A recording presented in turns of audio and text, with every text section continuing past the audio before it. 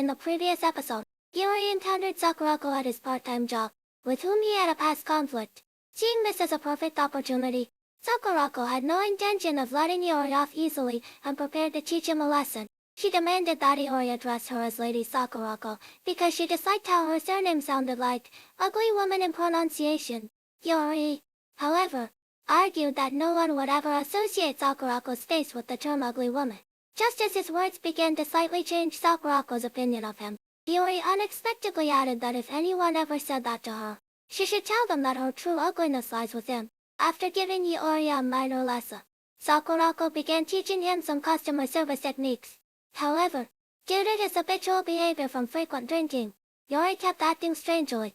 Seeing this, Sakurako decided to make him practice the simplest form of hospitality, smiling. She was far from impressed with Yuri's smiling face, even stating that she couldn't feel motivated by an ugly freak.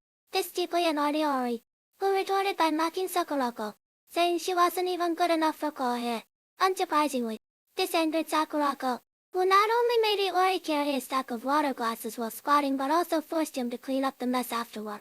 While cleaning, Yuri ran into another co-worker, Otoya. Unlike Sakurako, Otoya was kind and easy to get along with, so much so that Yuri almost felt like he was seeing an angel.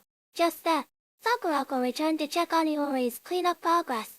To his surprise, the moment she saw Otoya, Sakurako put on a completely different persona, pretending to be on good terms with Yuri. As it was almost break time, Otoya, who worked as a chef, decided to prepare some food for Yuri and the others. Yuri remarked that Otoya was such a good kid, and he noticed that Sakurako had a crush on Otoya. He advised her not to ruin someone else's life, calling her a scheming woman. Sakurako, of course, had no intention of giving up because of Yuri's words, even threatened to make him disappear from this world if he dared to get in her way. To keep Yuri from causing trouble, Sakurako assigned him numerous tasks every day, leaving him exhausted. However, this also helped Yuri quickly get the hang of working at the restaurant. During break time, he and Otoya chatted about their lives. When Otoya learned that Yuri was staying at a dive shop, he excitedly shared his love for diving and expressed hope to visit the shop someday. Sakurako naturally seized this opportunity and demanded that Yuri take her along, confident that no one could resist being impressed by her swimsuit. However, upon arriving at the shop, she found not only a crowd of beauties but also Nanakai and Uzusa, two heavyweights whose figures completely overshadowed hers. She pulled Yuri aside and warned him that he would be dead if Otoya ended up liking someone else. Just then, Sakurako noticed that Kohei was also in the shop. Afraid of being recognized, she quickly hid behind Yuri. Fortunately, Kohei's only memory of that day was the voice actor concert. Yuri even offered to beat Kohei into amnesia if necessary. Noticing the two whispering, Aina mistakenly thought Sakurako and Yuri were on good terms. Suspecting that she had gained another rival, Sakurako's next actions further confirmed Aina's suspicion. She pulled Yuri aside to show off her swimsuit. In reality, Sakurako just wanted Yuri to evaluate her swimsuit and see if it could compete with Nanake's. Yuri replied that the gap between her and Nanake was about the same as the gap she perceived between herself and Otoya. This left Sakurako devastated, as it seemed to mean she stood no chance. Unexpectedly, Otoya approached and complimented Sakurako's swimsuit, saying it suited her well. Hearing this, Sakurako immediately beamed with pride.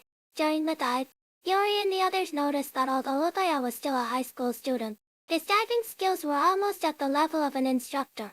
Not only that, but he also cared about others' experiences during the dive, ensuring everyone enjoyed themselves. After the dive, Yuri and Otoya stayed behind to clean the swimsuits. Otoya remarked that Yuri had many exceptional friends around him. Yuri responded that, aside from a love-obsessed person, an otaku, and the guy whose mind was full of the ocean, the rest were just folks who liked to drink and avoid wearing clothes. Still, he didn't dislike this group of people who were honest about what they loved. After the dive, everyone gathered to enjoy a meal, emboldened by alcohol. Aina approached Sakurako and indirectly asked if she had feelings for Yuri. Mistakenly thinking Aina was referring to Otoya, Sakurako suspected Aina was also planning to make a move and told her not to interfere as an outsider. Just then, Otoya accidentally stained his clothes, and Seija offered to take him to find a change of clothes. After they left, Azusa asked Yuri if it was really okay to leave Seija alone with Otoya. After all, Otoya was a handsome young man who shared the same hobby as Seija, as Azusa had guessed. On the other side, under the sunset, Otoya was asking Seisha if she was seeing anyone. Surprisingly, what Otoya really wanted to know was whether Iori was single. Unknowingly, Iori seemed to have won over Otoya as well. What will happen between them next? Follow my channel to get the latest updates on new series as soon as they drop.